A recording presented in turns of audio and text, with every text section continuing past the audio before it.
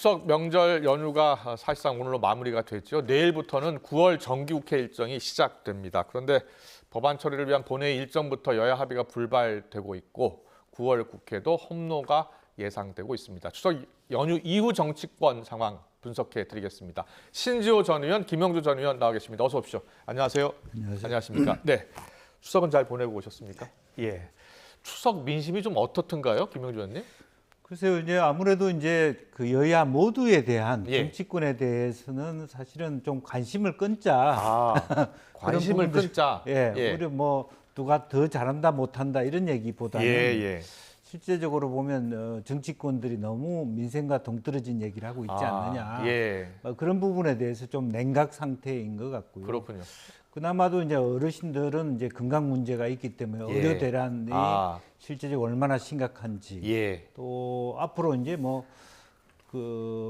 사법 리스크라든지 네. 김여사 리스크라든지 이런 부분에 대해서 부분적인 관심이 있는 것 같습니다. 그렇군요. 예, 신지호 의원님은요? 네, 보통 이제 우리가 추석 인사할 때 넉넉하고 풍성한 그렇습니다. 한가위 뭐 이런 건데 요즘 이번 추석의 화두는 아프지 말자. 아프지 말자. 역시 이제 세태를 반영한 게 아닌가. 예. 그러니까 그 추석 연휴만큼 좀 편안해야 되는데 네. 그렇지가 못한 게 우리 국민의 현실인 것 같고 거기에 대한 지적들이 굉장히 많은 것 같습니다. 예. 예. 뭐 아프지 말자. 뭐 이런 이야기도 있었고요. 예. 그럼 여야에서는 이번 추석 민심에 대해서 어떤 이야기를 했는지 듣고 올까요? 자, 한지아 대변인, 조승래 대변인의 목소리 듣고 오겠습니다. 국민의힘은 추석 민심을 겸허히 받들겠습니다. 야당이 정쟁에 몰두할수록 국정을 책임지는 여당은 우리 국민의 삶에 집중하겠습니다. 추석에까지 대통령 부부가 보여주기식 쇼로 민심을 우롱하니 국민은 우라통이 터집니다. 김건희 여사의 파렴치한 활동 재개는 들끓는 민심에 기름을 붓고 있습니다. 네, 국민의힘은 민생 회복에 집중하겠다고 했는데요. 자, 한동훈 대표가 추석 연휴 내내 의료계와 물밑 접촉을 이어갔다고 하는데 어떻게 의정 갈등 좀 협의체에 좀 네. 난항을 겪고 있잖아요. 뭐 계기가 마련될 수 있을까요? 예, 저는 뭐 있을 수 있다라는 그 희망을 가지고 있고 예. 실제 뭐 우여곡절은 있겠지만 성사가 될 거라고 보고 있습니다. 그래요? 예. 지난 금요일에 8개 의료 단체가 낸 공동 성명을 보면은 예. 여야 의정 협의체 참여는 시기상조다. 이 시기상조라는 것은 지금 좀 빠르다. 지금 좀 빠르다라는 얘기 아닙니까? 안 예. 하겠다라는 게 아니고 예. 지금 들어가기에는 좀 빠르다. 그렇게 해석하시는군요. 예. 그렇게 해석이 아니라 그분들이 쓴 용어가 예. 시기상조이기 때문에 그대로 해석하는 거고요. 네. 실제도 그 정부가 몇 가지 좀 완고한 입장을 좀 변화를 시키면 예. 그분들은 들어올 용의가 있는 것으로 예. 저희들은 파악하고 있습니다. 내년 의대 정원 문제도 조정해야 된다, 백지화해야 된다는 게 의료계의 입장이잖아요. 그거는 이제 백지화를 하자는 건 의료계의 그 입장이고요. 예. 그래서 그 한동훈 대표나 지금 저희 당의 입장은 모든 의제 제한 없이 논의하자. 제한 없이 논의하자. 그렇죠. 예. 그 논의하다 보면은 의료계의 백지화 논의와 백지화 주장과 정부의 내년 거는 건드리기 힘들다. 네. 이게 이제 서로 충돌할 수도 있고, 근데 충돌이라는 게 반드시 부정적인 의미만 있는 게 아니라 서로 이제 대화와 토론하는 속에서 좀 상호 침투돼가면서 상대편에 대한 이해도가 높아지는 것도 있으니까요. 예. 여야 의정 협의체에 여야가 오래간만에 한 목소리를 내서 협의체가 빨리 출범해서 의정 갈등 풀었으면 했는데 쉽지 않은 것 같아요. 네. 어떻게 해야 돼요? 우선 뭐 시기상조라고 하는 말은 들어올 마음은 있는데 실제적으로 한동훈 대표 말만 듣고 들어가려고 하니까 시기상조다 그런 뜻으로 보여요. 그렇게 왜냐하면 대통령실의 수석이나 한덕수 총리 발언이 한동훈 대표의 말과 좀 다른 부분이 있었기 때문에 지금 현재 들어가기에는 좀 적절하지 못하다. 또 하나는 현재 의대 정원 문제는 전공의와 학생들의 참여가 전제돼야 된다. 이제 그런 부분에 있어서 약간의 말하자면 안 들어오겠다는 건 아니지만 시기상조다라는 말씀이시고 이 부분을 조금 한동훈 대표가 조금 더 야당과도 협조하면서 예. 대통령실을 비롯해서 복지부 또 한덕수 총리를 설득하는 작업들이 같이 되면 예. 또 추석 이후에 또 좋은 소식이 들어올 수도 있지 않겠냐 그렇게 느껴집니다. 알겠습니다. 의정 갈등 여야 의정 협의체 빨리 출범을 해서 의정 갈등을 푸는 열쇠 계기가 됐으면 좋겠는데요. 민주당은 추석 직후에 법안 처리 예고하고 있고 그 전에 지금 활동 재개한 김건희 여사에 대한 비판을 빼놓지 않고 있습니다. 김건희 여사의 활동 재개를 두고 여권 내에서도 의견이 다소 엇갈리는 봐봐요. 뭐 여권 내에서도요. 예. 아무래도 이제 정치인들은 민심에 민감할 수밖에 없잖아요. 네. 특히나 이제 지역구 있는 의원들은 더 그런데요. 근데 그 김건희 여사의 그 활동 재개와 관련해서 예를 들어서 전통적으로 영부인이 움직일 수 있는 영역이 있고 움직여 왔던 영역이 있고 조금 아닌 영역이 있고 그런데 최근에 나타난 두 개의 사례를 보면 은평구에 위치한 장애아동시설에 가서 위로해주고 뭐 하는 것들은 전통적인 그 영부인의 활동 영역이라고 보여집니다. 15일 장애아동시설 방문이요. 그런데 이제 마포대교에 그 시찰 간 거는 이거는 좀 못 보던 모습이에요. 세계 자살 예방의 날. 그 영부인이 과거에도 그런 활동을 했는가 할 정도로. 그래서 마포대교 그 시찰에 대해서는 제가 파악하기로도 좀 비판적 여론이 상당히 있습니다. 그렇군요. 민주당에서는 김건희 여사 대외 활동 재개에 대해서 강력히 비판하던데요. 그렇습니다. 그러니까 그 대외 활동 자체의 재개가 문제가 아니라 실제로 방금 말씀이 있었습니다만은 마치 마포대교에 가서의 행동을 보면 영부인이 아니라 행안부 장관과 같은 마치 지시를 내리는 듯한 그런 어떤 교두 순시하듯이 그렇게 하는 것은 뭐 영부인이 활동을 하지 말라는 뜻은 아니지만 과하고 권역을 좀 뛰어넘고 있다라는 부분이고요. 그런 의미에서 지금 현재 그 전제는 뭐겠습니까?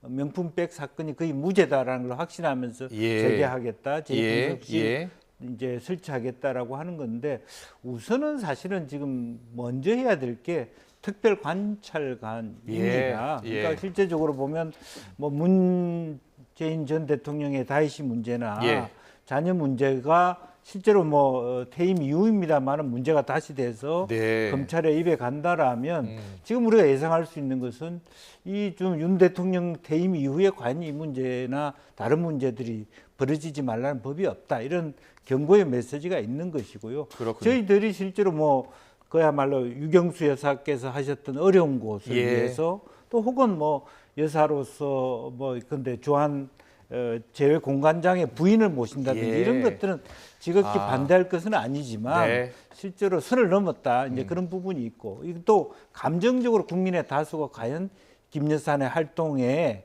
대하여 또 지금 이제 외국 순방에 대해서도 그렇게 좋은 시선으로 보지 않는다는 걸 대통령실도 감안해 달라 그런 말씀입니다. 그렇군요. 그리고 조만간 이제 검찰이 도이치모터스 주가 조작 연루 혐의에 대해서 이제 김건희 여사를 어떻게 처리할 것이냐를 결정하게 되는데 최근에 이제 도이치모터스 주가 조작 사건 관련해서 항소심 결과가 나왔잖아요. 네, 그렇습니다. 그 전주 손 씨가 주가 조작 방조 혐의로 지금 유죄를 받았어요. 그래서 김건희 여사 수사에도 큰 영향을 미칠 것이라는 분석이 많거든요. 어떻게 보세요? 그렇습니다. 그 전에는 사실은 공모 혐의에서 무죄가 나왔는데 공소장을 바꿔서 방조 혐의로 혐의가 해서 인정이 된 겁니다. 전주와 또 권 대표도 집행유예, 유죄를 냈습니다. 따라서 방조 혐의에 대해서 많은 전문가, 제가 뭐 법률 전문가는 아니지만 실제로 피해가기 어렵다라는 문제가 있습니다. 그러나 단 이 사건은 대통령이 영부인이 되시기 이전의 사건이라는 점. 이제 그런 부분은 좀 공격을 하더라도 사인으로서 그렇게 한 부분까지를 다 전체적으로 공격해 갈 수 있느냐. 그런 부분은 남아 있다고 보여집니다. 신조 의원께서는 김건희 여사 혐의 지금 수사 중인 검찰이 최종 결정을 앞두고 있잖아요. 어떻게 할 것으로 보세요? 그래서요. 그 요번에 이제 그 도이치모터스 항소심 결과가 상당한 영향을 미치지 않지 않겠는가 하는 건데 검찰로서도 여러 가지 뭐 고민을 안 한다고 그러면 좀 거짓말이겠죠. 물론 이제 검찰은 법과 원칙에 입각해갖고 수사를 하면 되는데 이거를 만약에 불기소 처분을 하게 되면요. 오히려 야당의 김건희 여사 특검법에 대한 국민적 지지를 높여주는 그런 역효과가 충분히 있을 수 있지 않겠느냐. 그렇군요. 박찬대 원내대표는 김건희 여사 특검은 피할 수 없는 피란이다라고 표현을 했던데. 그런데 그래서 이제 이거는 정말 그야말로 심우정 검찰총장이 이제 취임한 지 며칠 안 됐는데 그렇네요. 굉장히 어려운 시험대에 올랐습니다. 이 문제를 법과 원칙에 입각해서 오로지 증거와 법리가 가리키는 대로만 원리 원칙대로 수사를 해서 처리를 해야지만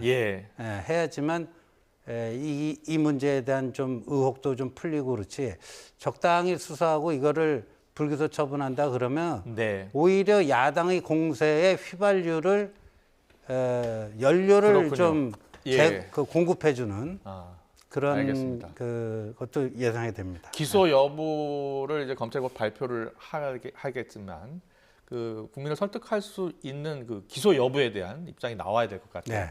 알겠습니다.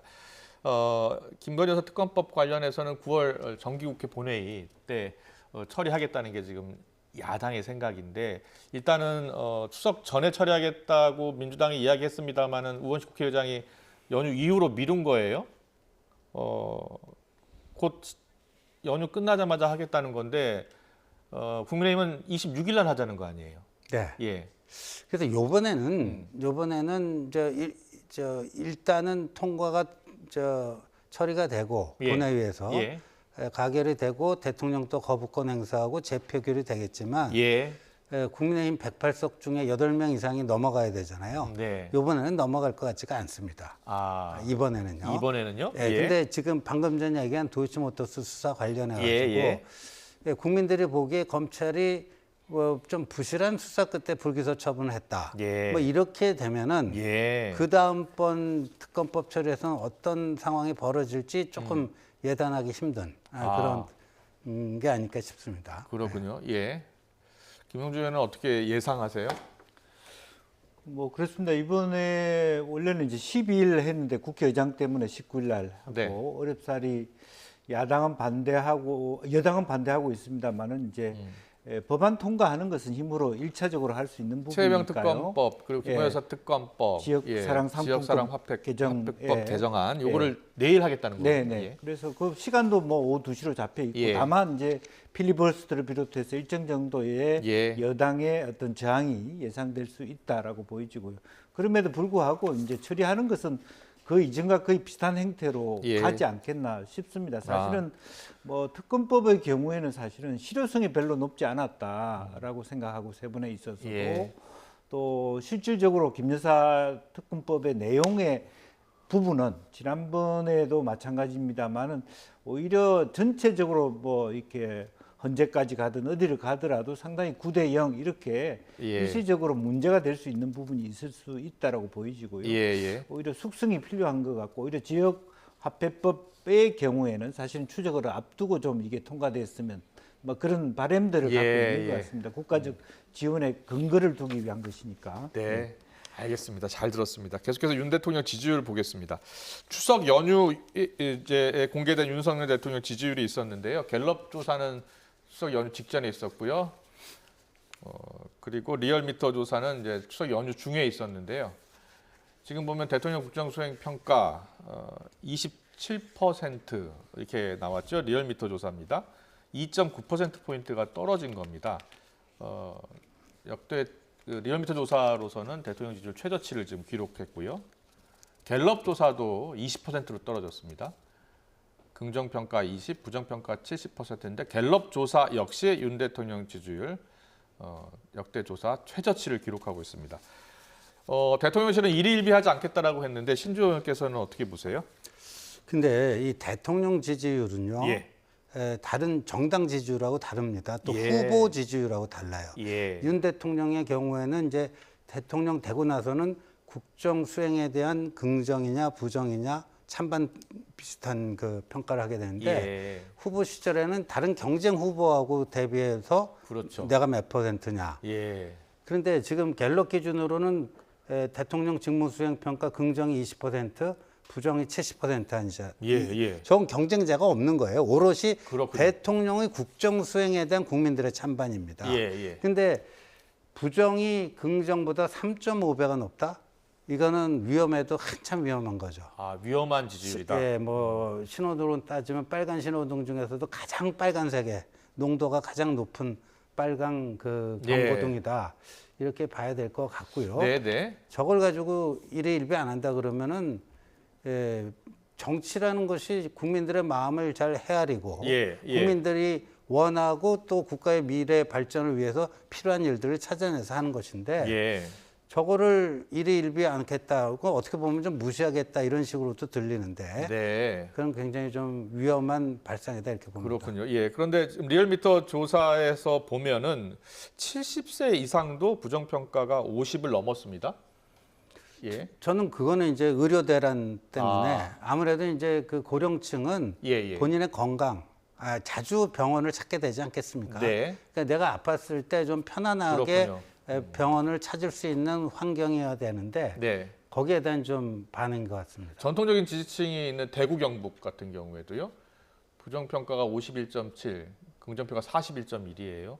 뭐 전체적으로 지금 역대 최저치 지지율을 보이고 있기 때문에 나타나는 모습인데요. 부울경도 그렇고요. 이거 어떻게 지지율을 좀 더 끌어올릴 수 있을까요? 그러니까 핵심 지지층이 지금 붕괴되고 있는 신호 이렇게 봐야 될 것 같고요. 이거는 지금 당면에서는 의료 대란 이걸 빨리 수습하는 거 말고는 방법이 없습니다. 그러기 위해서는 아까 얘기가 나왔던 여야 의정을 정부가 보다 좀 유연한 자세를 보여서 한 발 양보하더라도 의료계를 끌어들이고 여기서 이 위기 상황을 최대한 빨리 수습하는 것 말고는 저는 다른 길이 없다 이렇게 봅니다. 그렇군요. 한동훈 대표와의 갈등도 지금 계속되고 있잖아요. 근데 지금 당정 간의 갈등을 할 만한 상황이 아니에요, 지금. 여야 전체, 당정 전체가 이렇게 동반 추락하고 있는데 다 패자가 되는 거지 추락했는데 누가 먼저 떨어지는가가 뭐가 중요합니까? 알겠습니다. 자, 김영주 의원께서는 윤석열 대통령 지지율, 신조 의원께서는 빨간불이 켜졌다라고 보고 있어요. 뭐 역시 그렇게 봐야 되겠죠. 근데 문제는 계속 20%대를 유지하는 행보가 지속되고 있다라고 하는 것이 다른 역대의 대통령의 경우는 사실은 시간이 갈수록 3년, 4년 가면서 우하향 형태인데 우리 윤 대통령은 일찌감치 내려서 거의 옆으로 가고 있는 L자형이라고 하는 것이 굉장히 어렵다라고 하는 부분이고요. 제가 생각할 때는 방법이 없는 게 아닌데 어떤 방법이 있겠습니까? 사실은 전체적으로 상징적인 인물을 바꾸면 되죠. 보건복지부 장관 바꾸고 총리 바꾸고 야당하고 협력하고 어쨌든 같이 합시다라고 해서 리스크를 줄여나가는 것이죠. 그런데 그야말로 뭐 당에서 요구하는 것조차도 안 밀리겠다. 보건복지부 차관 경질시켜라고 국민의 힘에서 요구하는 것조차도 안 받으면 그리고 본인 스스로 본인이 정의고 과학이고 개혁이고 이렇게 말하기 시작하면 답이 안 보이는 것이죠. 실질적으로 그래서 대통령께서 말씀하셨다시피 국민을 보고 가라. 국민들이 지금 이 시그널이 뭡니까? 국정기조 바꿔야 된다는 거 아닙니까? 지금 현재 대구 경북은 오늘 트렌드를 보니까 그나마도 자존심이 상해서 그래도 지키려고 하는 것 같아요. 문제는 경제적으로 더 어려운 부산이나 경남 이런 데는 서섬 지난 총선 때도 역으로 사실은 가만히 마지막에 역풍이 안 불었으면요 낙동강 벨트가 다 무너질 뻔했어요. 그런데 부산, 연제, 수영, 해운대가 다 떨어질 뻔하다가 마지막에 억지로 부산 보수들이 자존심 생겼거든요. 이게 그대로 드러나고 있습니다. PK하고 TK하고 달라요. 그런 것들이면 최소한 기본적인 자지 기반에서 이반이 있다라고 하는 것.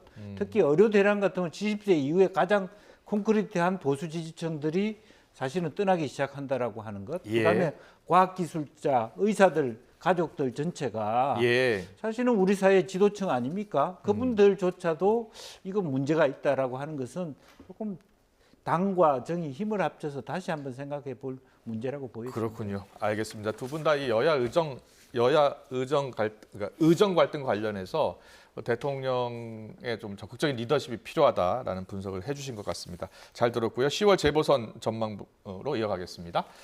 자, 한 달 앞으로 다가온 10월 재보궐선거 이야기 해보겠습니다. 재보궐선거는 이제 서울시 교육감 선거 있고요. 기초단체장 4석을 뽑는 그런 선거입니다. 10월 29일이고요.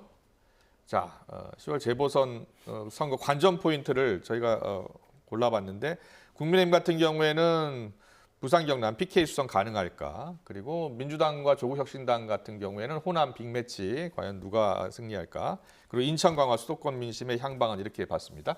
신조 의원께서는 어떻게 보고 계세요? 그러니까 부산 금정구청장하고요. 예. 인천의 강화군수는 예. 저희 당 소속 그 자치단체장이었는데 예. 사망으로 인해서 보궐선거가 발생한 거고 예. 그 전남의 영광곡성 2군데는요. 전남 영광곡성이요. 예, 거기는 이제 기존의 단체장이 예. 범죄 혐의 등으로 해갖고 이제 보궐선거가 발생한 거래갖고 보궐선거의 사유가 다릅니다. 그렇군요. 사유가 다른데요. 예. 그런데 이제 아까 이제 PK 그 부산이 예. 이제 PK인데 예, 금정구청장이요. 예, 좀 다를 수도 있다. 뭐 예. 그런 얘기가 나오고 있기 때문에 그렇군요. 그다음에 인천 강화도 예.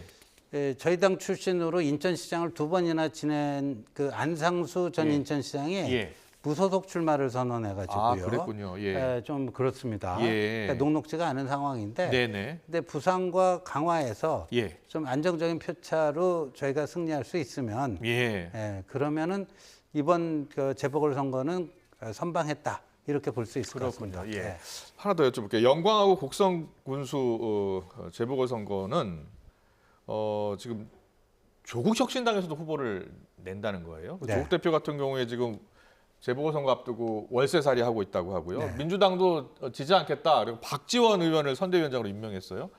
어떻게 예상하세요? 아주 치열할 것으로 보더라고요. 예, 그 뭐 여론조사 뭐 나온 거 봤더니 뭐 굉장히 예. 박빙 승부를 예. 펼치고 있고 그래서 저희 당은 사실 부끄러운 얘기지만 후보 구하기도 용이치가 않은 예. 그런 상황이고 아마도 이제 조국 당과 민주당 후보가 이제 당선을 두고 이제 아주 치열한 싸움을 하지 않을까 이런 생각이 들고 근데 저희 당의 입장에서는 뭐 같은 값이라면은 그 민주당 후보보다는 조국 당 후보가 당선되는 게 저희 당 입장에서 조금 더 나을 수는 있습니다.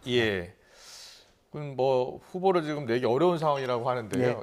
지금 그 영광하고 곡성이요. 그 거기 보니까 좀 약간 신경전도 있는 것 같아요. 민주당하고 조국혁신당 사이에서는요.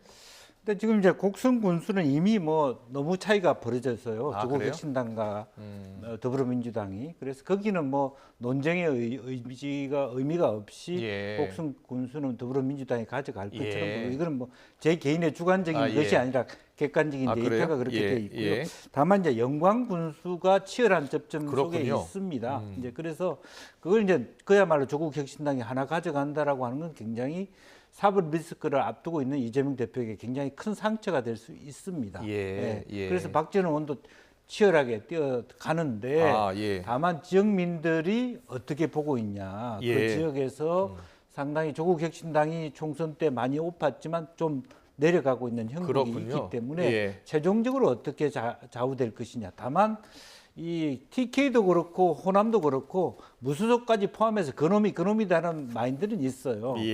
누구든 뭐 되면 된다는 부분이 있기 때문에 뭐 영광 군수가 제일 재미있는 선거가 되지 않을까. 또 하나는 금정구청장도 그 직전에는 민주당이 했었기 때문에 리턴 매치가 가능할지 또 어느 정도까지 따라간다면 따라갈 수 있을지 그런 것들을 재미있는 관전 포인트가 될 거라고 보입니다. 조국혁신당 후보와 단일화 가능성은 어떻게 보세요? 금정구청장은 이제 단일화하자라고 하는 부분들이 이제 조국혁신당이 있지만 생각만큼 그렇게 쉽지는 않을 겁니다. 그래요? 그러면 이제 단일화하지 못한다면 사실은 뭐 둘 다 말하자면 당선권에 좀 멀어지지 않겠나. 아무래도 금정구라는 구 자체가 소위 김세훈 의원의 아버지를 위해서 만들어 놓은 그런 구하고 비슷한 특성이 있기 때문에 부산에 있어서는 그런 부분들은 이제 좀 생각해 봐야 될 지점이 있습니다. 알겠습니다. 조국혁신당은 지난 총선에서 지역구 후보를 내지 않았잖아요. 근데 이번 재보궐선거를 계기로 내년 지방자치단체 선거 때도 후보를 내겠다는 거 아닙니까? 네. 예. 그래서 그 지역으로 이제 착근하겠다. 예. 그렇지 않다면 실제로 조국 대표에 대한 리스크도 있기 때문에 예. 잘못하면 확 바람이 불면 예. 병합되는 민주당으로 다시 휩쓸려 들어와야 되는 그런 상황에 있기 때문에 네. 결과적으로 지역에서 한 석이라도 가져가야 되겠다는 생각을 가지는 것 같습니다. 알겠습니다. 부산이나 인천 지역 재보선에서 국민의힘이 만약에 패배할 경우에 한동훈 대표 리더십에 좀 타격이 될까요? 당연히 타격이 되겠죠. 예. 뭐 작년 말에 그 서울 강서구청장 보궐선거. 예, 생각납니다. 거기서 져서 예. 김기현 체제가 사실 그때부터 무너지기 시작하지 않았습니까? 그렇군요. 예. 그래서 저희들은 요번에 이제 그때의 패배의 교훈을 삼아서 예. 그때는 이제 중앙당에서 세게 개입을 해서 이른바 그 작년 8.15 때 사면 복권을 받은 김태우 후보를 전략 공천했는데 요번에는 공천 방식을 그렇게 하지 않았습니다. 아, 그래요? 예, 시도당에서 그 아무래도 현지의 수요에 맞게끔 시도당이 공천 기준과 원칙을 정하고 거기서 공천을 하는 걸로 했습니다. 예. 중앙당은 큰 틀에 가이드라인만 제시하고 개입하지 않았습니다. 예. 오히려 그게 더 승리를 하는데 더 플러스가 된다 이런 판단을 내린 건데 그렇군요. 그렇다 할지라도 예. 이번에 두 군데 중에 한 군데가 패배하게 되면 예. 한동훈 체제가 상당한 데미지를 입을 수밖에 없다고 봅니다. 그렇군요. 네. 예. 앞서 영광 군수 같은 경우에는 만약에 민주당이 패할 경우에는 이재명 대표 리더십에도 타격이 있을 그렇죠. 것이라는 분석이 있던데 네. 그렇게 보세요? 예, 뭐 거기 호남 텃밭에서 예, 예. 또 진 거고요. 그다음에 부산 금정구청장도 저희 후보가 열심히만 뛰면 예. 당선될 거라고 봅니다만, 예.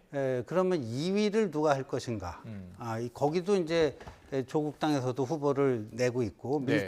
민주당은 어떻게 되는지 모르겠지만 거기서 2위를 민주당과 조국당 중에 어디가 차지할 것인가? 예. 이런 것도 굉장히 관전 포인트가 될 것 같습니다. 그렇군요. 네. 김영주 의원께서는 네. 한동훈 대표가요. 네. 이번 재보궐선거에서 타격을 입을 경우에 여의도 일각에서는 조기 사퇴설도 나오더라고요.